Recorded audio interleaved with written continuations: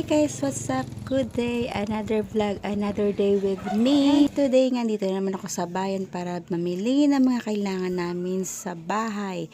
Dahil nga napakalayo ng bahay, dito lang talaga mabibili lang mga ganito, vitamins, makakapili ng mga isda ganyan. O mura lang dito, di ba? Napakarami nga mapagpipilian dito, di kagaya sa barangay namin, pare-pareho lang at paulit-ulit. Kaya nga pag nakakarating ako sa bahay, hindi talaga pwedeng hindi ko mabili sa barangay namin. Kaya yan lang naman nga, full load na naman itong motor natin. Dahil nga napakalayo ng bayan at bihira nga lang ako makaalis, kaya kailangan na talagang sulitin. Mag-aalas 4 na nga ngayong nagbo-voice over ako, kaya naman naririnig niya si Pabo. At yung nakasako nga yan ay sapal nga yan ng nyug para nga makatipid tayo sa pagpakain ng manok. Kung sumilip lang ako dun na, hindi ako bumili. Baka akala nyo I can buy myself flower. Ito yung tonelin niya.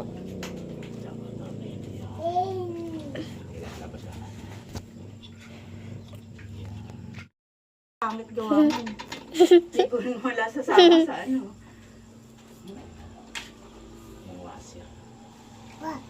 Istrikte natin to. Si Juding. Juding. Ang pagkabit ng TV ni Uding.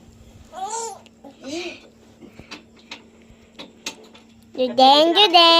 Dahil lang kay Uding eh. Para lang may libangan. Kalbo. Smart TV sa YouTube.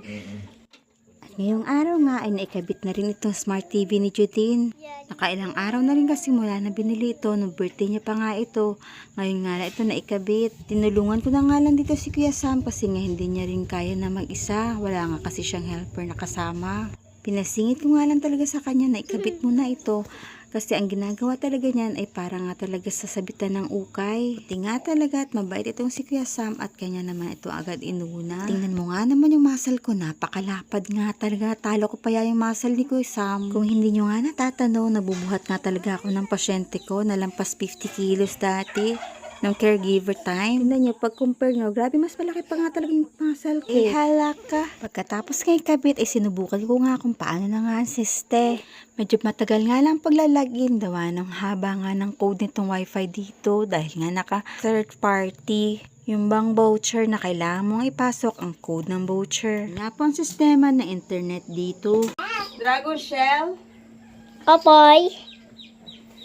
Pangsiwa yan eh. Ayaw. Yan. Sige nga.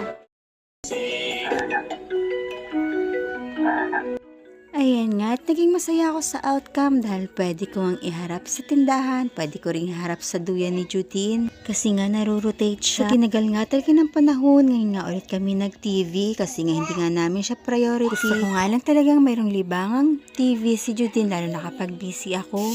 At makakatulong nga talaga ito sa kanyang cognitive learning. Hirap din naman kasi kapag sa cellphone ko siya papanoorin. Bukod sa madaling masira ang cellphone, masama pa sa mata. Sa cellphone kasi pwede niya mailaglag yun at pwede niyang ihagis. And worse, baka scroll siya sa hindi dapat niyang mapanood. At dahil linggo nga ngayon, todo banding nga itong dalawang magkapatid.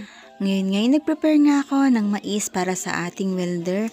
Dahil nga health conscious siya, ayan nga, yan nga aking pinamerienda sa kanya. Mainit pa nga talaga yan dahil gusto ko nga talagang mainit ko i-prepare ang food. Dahil mas masarap nga talaga kainin kapag mainit pa. Ayan nga, nilinis-linis ko muna para naman ready to eat na nga ito.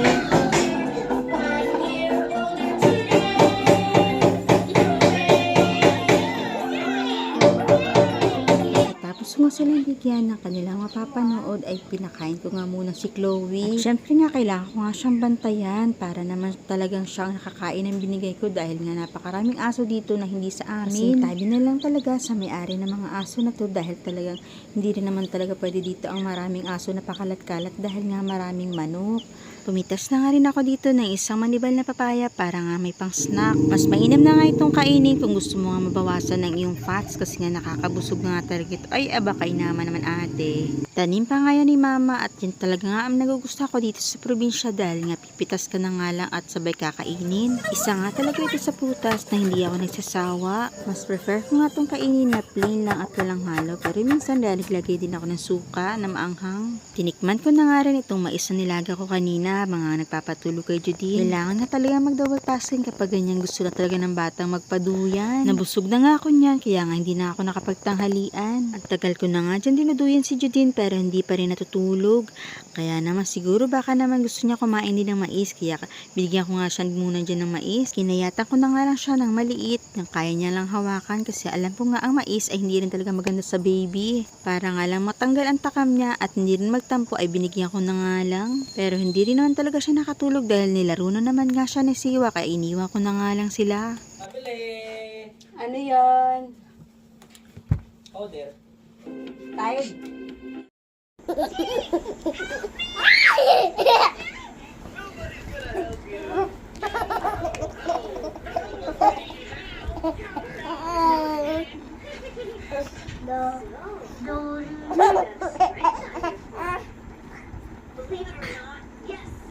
Doreli.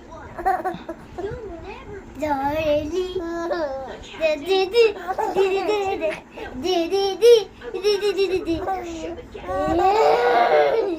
Hanggang dito na nga lang video ko. Salamat sa panonood. Bye!